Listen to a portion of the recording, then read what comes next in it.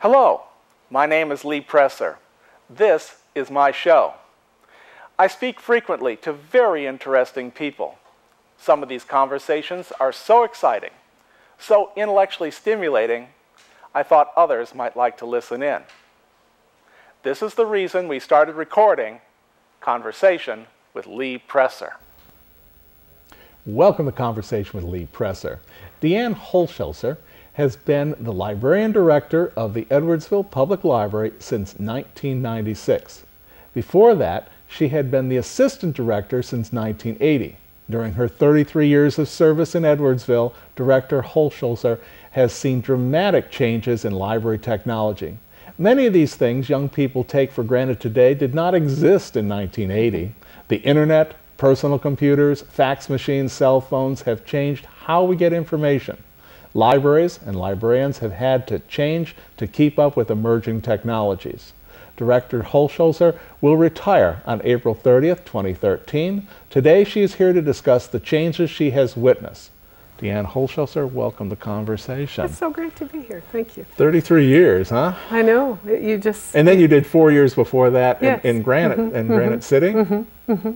I'm a lifelong library user, loved libraries. Started college actually thinking I would be an elementary school teacher, and then my education was a little interrupted by my husband's military service during the war in Vietnam. And then when I went back to school, I thought, well, I like libraries. So got a job in a library, went back to school, ultimately got my graduate degree in library science, and I guess the rest is history. It's been a wonderful, wonderful career. A life that I couldn't have imagined in lots of ways.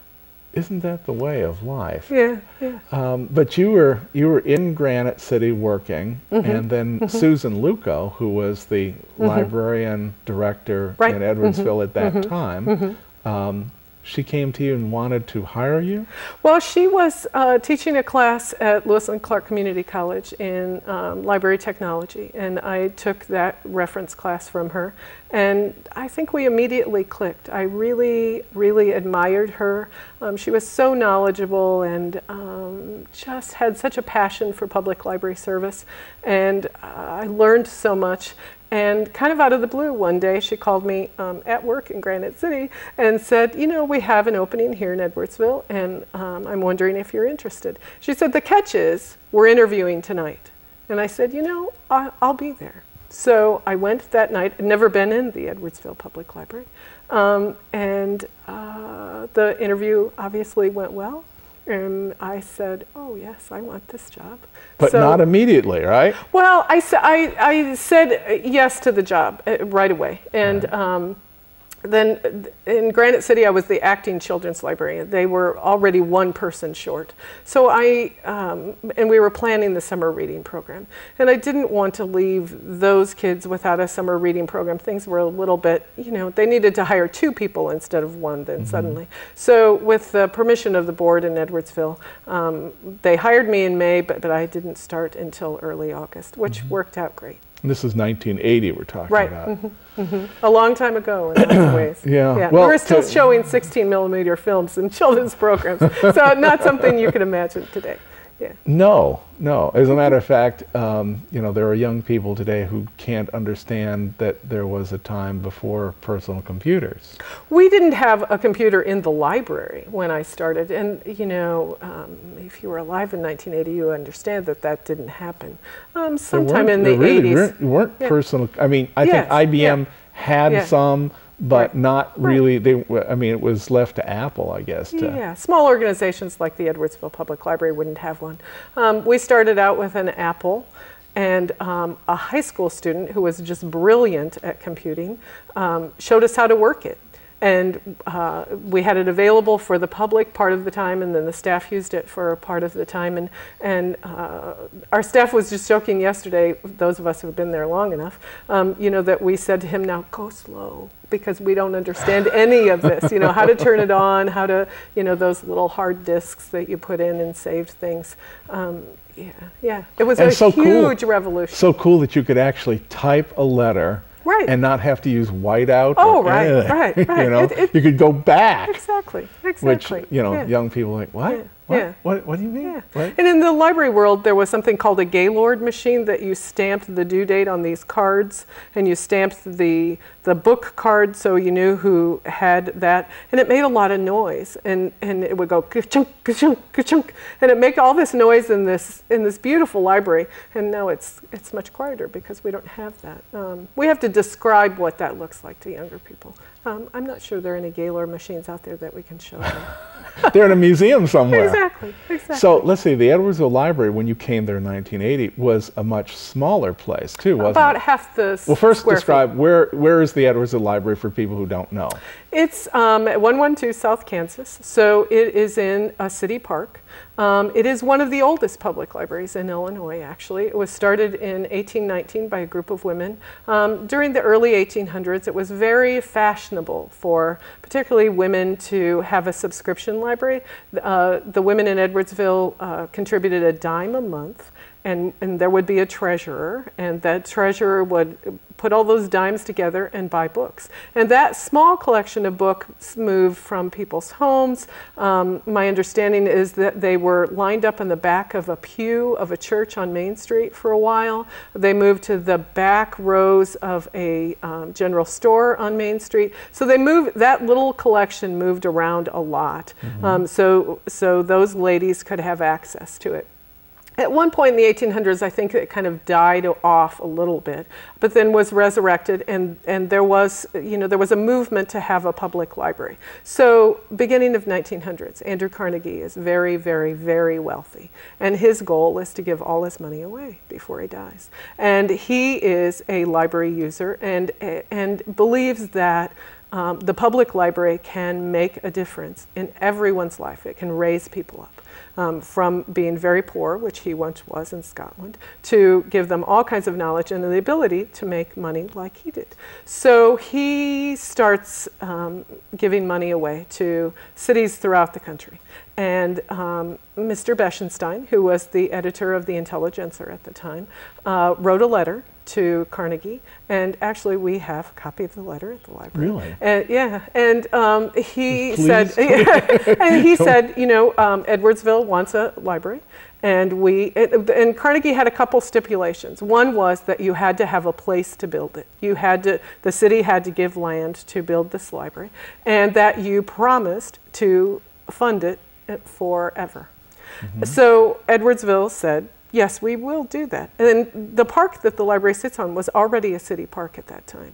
So 1905, Carnegie gives the money. The libraries, they hire an architect, they start building. And Carnegie, I don't think he said, he didn't have the architect, he didn't say what the library needed to look like, but there was as probably everybody knows, there's a very distinct Carnegie style. One of the things was that he thought you needed to go up for learning, so there are always steps.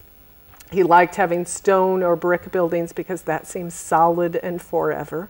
Mm-hmm. Edwardsville has one, not the only library, but we have a rotunda in our building. That's fairly unique. Not every library has that. But we're very much the Carnegie style. Mm-hmm. And so there we still sit all these years later, which is wonderful. Your original size was something like 8,000 square feet? 8,000 square feet, and now we're 20.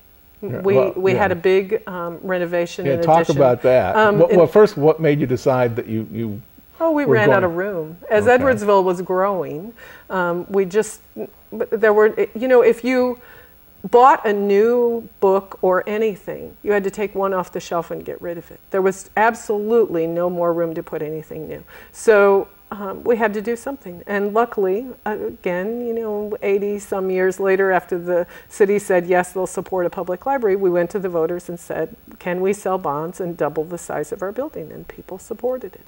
And also said that they would raise the tax levy to have twice as big a building to staff and fund that. So when we did that, it was really, really amazing and so exciting to be part of that. So we had this small, older library, and we built an L-shaped addition. Asbestos, that can be an issue in older buildings. We didn't really have much, but asbestos in the floor tile. So what happened was they built this L-shaped addition. We moved everything everything out of the old library, and they sealed it, and we operated out of the L-shaped addition while they got rid of that asbestos, and then we spread out. And when we spread out, the staff members who were there said, "Oh, we can never fill this up. How could we do that?" But, you know, Edwardsville has grown and grown, and we've filled it up again. Although we've done some building program and building projections, and you know, we've kind of run out of room in lots of ways now also. But technology is changing a lot. We still have a print and you know, as you were talking about books on CD, you know, all kinds of media collection. We have a huge collection, almost 100,000 items. And so all of those are in this 20,000 square foot building. But we have all kinds of technology that you can, from any handheld device or laptop or computer at home, you can download ebooks, you can download audiobooks to your handheld device. We have thousands and thousands and thousands of items now that we don't actually have to put on a physical shelf. So that has made a huge difference in the library world. That's what I was going to ask you, is if, well, first of all, do you own like a Kindle or a Nook or something like that? I have both yourself? a Kindle and a tablet. Okay. So, and that was my question was, do you think that the future holds books, or that the future holds digital information that goes onto electronic tablets? You know, I guess one of the benefits of having worked in the library world for so long, and as I've said, obviously, so many changes. What I get asked a lot is, why will people still need libraries? Because, you know, you can buy something from Amazon, or you can, you know, if you can afford to, you can buy it from very many sources and download it to your handheld device or your tablet or your computer, whatever you want to. Why do I need a public library? Well, as I said, public libraries are really getting into that digital world. And we just keep expanding our collection. We are definitely not seeing in our library and libraries that I know about throughout the country a reduction in the need for print materials. We've changed a bit. I would say that our print reference collection has decreased a bit because we buy so many wonderful databases that you can access all of that information either at a computer in our library or from a handheld device. The other part about that is that libraries need to be particularly public libraries, need to be very careful that the things that they own are not only available to someone who can afford to own a Kindle or a tablet. We have 2 public computer labs in our building, and they are constantly full of folks who maybe are traveling through Edwardsville and just want to stop and check their email, or don't have access, don't have a computer, a great computer at home, don't have internet access maybe, or want to come to a public place and interact with other folks while they're looking for whatever their information needs are. Public libraries are in the business of making sure that everybody, as Andrew Carnegie wanted that to happen, everybody has access to recreational reading information, all of those things. As I said, we're not seeing a reduction in the need for print or the need for that kind of access because people need it. I want to tell you a short story about something that happened. You remember the Falklands War? Mm-hmm. Okay, long ago, mm-hmm. with the Falklands War. At that time, I happened to be in Los Angeles, mm-hmm. and I was very curious about the Falklands situation, and so I wanted to do some research. So I went to UC Northridge, mm-hmm. and they had, you know, a big library there. Mm-hmm. And so I started doing research, and then you go to the footnotes on some of these books, mm-hmm. something that most people don't even look at anymore. Uh-huh. And it's like, oh, well, you got to go to this other book. Then I go to the shelf, and there's this book. And we're talking all these books are from the 19th century. Sure. Some of them middle 19th mm-hmm. century, but the books mm-hmm. are there on the shelf. So mm-hmm. I'm able to do this and come up with a magazine-length mm-hmm. Report on the history of the Falkland Islands. What worries me is that in the future, it may not be possible to get that information because I'm not sure that those old books are becoming part of this digital collection. That you're exactly right. As the new technologies change each time. You know, when we went from print and then, you know, books were available on cassette and then books available on CD, and now you can download things. Often the perception is that everything we have, you know, even a small, really, library like Edwardsville with about 100,000 items, everything we have in print is available in the next thing. That never happens. Right. So all of those old things don't go to the next thing. So libraries have a huge role in archiving. Public libraries, not as much, but we do a lot of that with local materials. We have a local history and genealogy room in our library, and we're very committed and partner a lot with the Madison County Historical Museum and Library with archiving our local newspaper, the Edwardsville Intelligencer, and other things, family histories, those kinds of things that somebody someday is going to want access to. So the internet has been amazing, and all these changes in technology are amazing, but as you say, some of those things might not be accessible to our grandchildren and great-grandchildren. And that's a huge concern. Well, yes, because the internet, if you really look at it, the information there starts at a particular time in the late 20th century. Right. You don't see a whole lot of stuff that goes back to an earlier... Oh, because nobody archives it. Exactly. Right. And you know, that's why I'm talking about these 19th century or 18th century books that have very good histories that need to be preserved. And it would be great if somebody were to, you know, I don't know, copy them, digitalize. I don't know how it's libraries done. are very much in the digitizing world. We've done some digitizing of genealogy materials, photos, documents, census records, those kinds of things. But once things are lost, they're lost. As I recall, I might be mistaken, but isn't there a certain number of years of the Intelligencer where they lost like there all? Are. Unfortunately, right, they lost all the not fiche. I don't know what it was at that time. They didn't save the newspaper and send it to be so it's gone. I microfilmed. mean, anything that happened in Edwardsville, and that was, you know, the Intelligencer was that recorded all the history. Right. And so that part of history is gone. Unfortunately, that's the case. Now I remember. But we're working hard to make sure that doesn't happen. Exactly, exactly. I remember once I was watching C-SPAN, and I think it was the librarian of the Library of Congress was on, and he was talking about how he was really concerned about changing technologies because they, you know, you're talking about your 100,000 pieces of information. I mean, the Library of Congress has more, and they're constantly concerned about, you know. You can still read papyrus scrolls from 5,000 years ago, but if you put something on microfilm and then microfiche, and some of these technologies, like I have videotapes, reel-to-reel Sony 2000 series tapes. You'd have to go to a museum to find a machine to play them And someday on. there won't be a machine able to play And that's what this Librarian of Congress was concerned about, is storing information and, like you were talking about, and moving it to the next generation without it getting lost or somehow damaged. That it's a huge concern. It is. It is.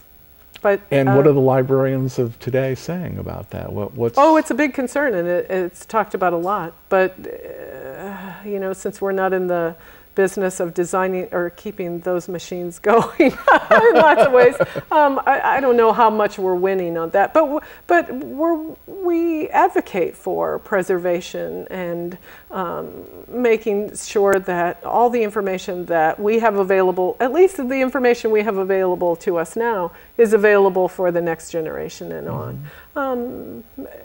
You know, are we totally winning? I don't know. I heard on NPR the other day somebody talking about family histories and St. Louis histories, actually, and talked about what a wonderful archive Facebook is. Well, Facebook isn't really archived. And, you know, something you posted several years ago is probably not available to you anymore. So it's not really an archive.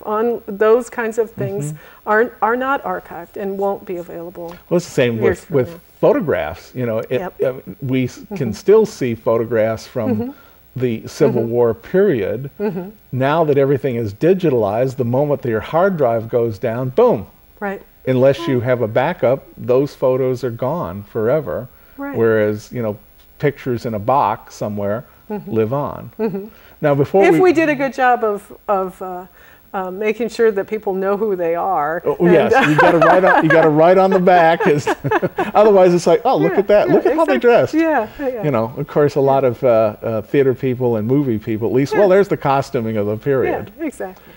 Before we went on the air, we were talking a little bit about Net Library and this, so databases. Let's just get into that. This is the next, I guess, the next phase of library science, isn't it? We're already there, and in Edwardsville, we've always been a part of a library system. Illinois has been one of the best states in the country for making sure that libraries are connected. And we've had a whole series of library systems to connect public libraries, special libraries, university libraries, in all the time I've been a librarian, and I think that actually it goes back to the 60s. So there have been some changes, because obviously in Illinois there have been some financial challenges. So, in Edwardsville, we've had a library system headquarters, the Lewis and Clark Library System. It's on Goshen Road, behind the Quick Trip. So, but that has become part of a bigger system now called the Illinois Heartland Library System. It pretty much goes from about Decatur on down to the bottom of the state. So lots and lots of counties, lots and lots of how many thousands of miles that is in Illinois. And all of these libraries are sharing their items with each other. We've done a good job, as I said, for decades of sharing our library materials. We're now joined in this much bigger system, and in April we will join together in one library automation. And so where in our smaller system in the past we've had about 4 million items available, now we'll have more than 10 million items available. So when you look at our library catalog, you will see lots and lots and lots of things that you can order fairly quickly. That's a change from 1980 when I started in Edwardsville. We talked about no computers. We still shared with all of the libraries in our region, but we had to fill out a paper request and send it through a truck courier to that library, and then it went to the headquarters, and then it went back to us. So an average timeline would be about 2 weeks if you ordered something on the Falklands War. Now, it's not unheard of to get it within 2 days. That would be fairly standard. So things come very, very quickly. You could look online from any handheld device or your home computer to see that the Wood River Public Library owns that. It's on the shelf, and you could go there if you needed it right away, or you can order it to have it delivered to Edwardsville and have it very, very quickly. So that works wonderfully. In those 10 million items you can't find what you need, we can order, and now we have a product called WorldCat. So it's a huge catalog, obviously again worldwide, but we typically order from within the United States, but we order literally thousands of items for our library patrons from libraries across the United States, pretty much the continental United States, but so think of the millions of items that would be.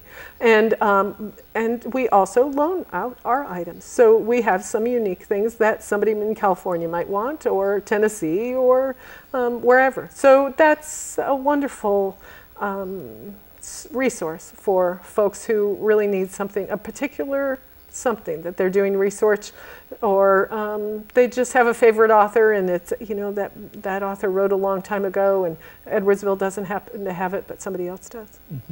We got about 4 minutes left. Okay. Time goes by. Oh gosh, quickly. Right?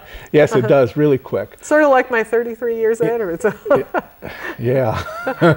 Yeah. The 80s, you look back and it's like, that wasn't that long ago. Oh, it was. Yeah. The young people I work with, they weren't born there.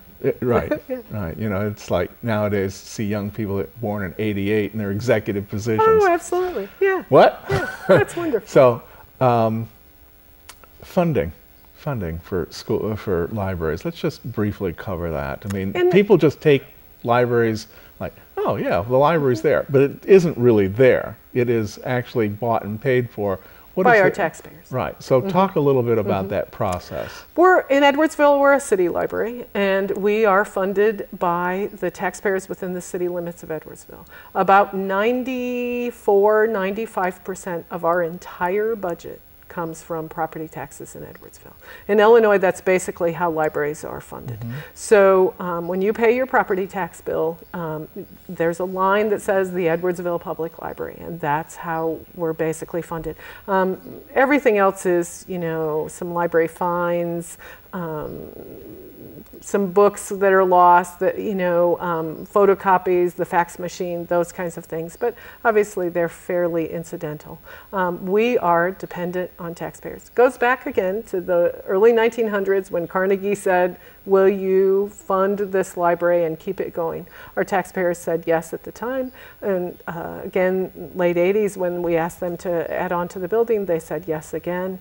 And they're still doing that. We don't take that for granted or take it lightly at all. We know that it's not inexpensive to support a library. We believe, certainly, that it is vastly important to have a good library in your community. We hear from people, I hear from people a lot, when they are looking to move to this area, one of the things they looked for was a good public library. They're impressed with Edwardsville because we have a very old established library, a wonderful, wonderful collection, a fantastic staff. And, you know, so they're impressed by what we have to offer. And we're very, very proud of that. But we don't take it for granted. Again, we don't. We know that it's an expense. And we try very hard to give a good product for what people pay for. How we build that 100,000 collection is we buy what people ask us to buy. That's how we build our collection. When people ask us for certain authors, certain titles, that's what our collection looks like, is what our taxpayers in Edwardsville have asked us to provide. You sound still so excited about working for the library. It's and just, yet you're retiring. Yeah, it will be a lifelong passion. Absolutely. You know, again, I grew up in a public library. A big thing, you know, I didn't grow up in Edwardsville, but in the town that I grew up in Illinois, that public library was really, really important to me. And I can't imagine a life without a public library. One of the things I have to admit I'm excited about is I've never sat in the Edwardsville Public Library reading room and read a magazine or a book. I've never been a patron at the public library. So now you get served. So I'm interested in being on the other side of the desk a bit. I will absolutely miss it. I will miss our wonderful library patrons and our staff. They're just fabulous. But I'm ready to have the next chapter in my life, I guess. Good. Well, thank you so much for coming and talking to us today. I very much appreciate your being with us. Thank you so much. And to the audience, I've been speaking with Deanne Holshouser. She is still the Director Librarian at Edwardsville Public Library in Edwardsville, Illinois. For those of you who haven't been to that library, I'd suggest you take a look. It's beautiful. This show is available on YouTube if you wish to share it with your friends. Thank you.